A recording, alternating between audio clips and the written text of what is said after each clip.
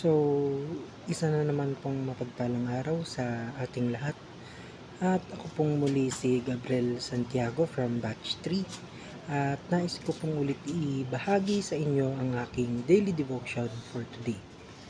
Na ang ating topic naman po ngayon for September 15, ano ang pinakamatinding tanong ni Kristo?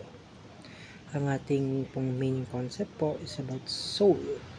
At ang ating Bible verse po is mula sa Mark chapter 8 verse 36 na sinasabi po dito, "For what shall it profit a man if he shall gain the whole world and lose his own soul?"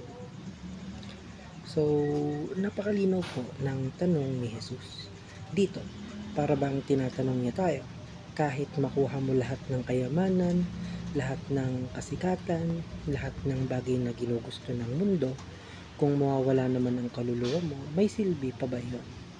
Kapag naririnig natin yung salitang soul, ang unang iniisip madalas ay kaluluwa na parang multo. Pero sa Bible, mas malalim pala ang ibig sabihin nito. In Scripture, the word soul means life itself. Ito ay tumutukoy hindi lang sa spirit mo, kundi sa buong pagkatao mo, iyong hininga, iyong existence, iyong buong buhay.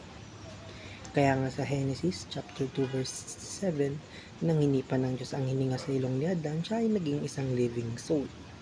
Ibig sabihin, buhay mismo ang soul. And soul means your life itself. Ang soul ay hindi lang bahagi ng katawan, kundi ito ang buong buhay natin. Lahat ng ginagawa araw-araw, pagtatrabaho, pag-aaral, pakikitungo sa tao, at lalo na ang ating relasyon sa Diyos. Kasama lahat iyon sa ating soul. Kaya dapat ingatan natin ang ating buhay, hindi lang physically, kundi spiritually. And second is, soul means your life in God. Kapag ang buhay natin ay hindi konektado kay Lord, kulang at empty. Kahit gaano karami ang maabot mo sa mundo, kung wala si Kristo, parang wala ring saysay. And lastly, soul means your life for eternity. Ito ang pinakamahalaga. Hindi lang po temporary ang soul natin, ito ay para sa eternity. Kaya nga ang tanong ni Jesus sa Mark chapter 8 verse 36 ay napakalalim. Ano mapapala mo kung makuha mo ang buong mundo pero mawala naman ang kaluluwa mo? Kasi lahat ng bagay dito sa mundo lilipas.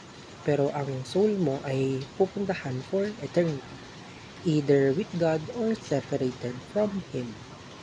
At yun lamang po para sa aking daily devotion for today at salamat po sa inyong pakikinig.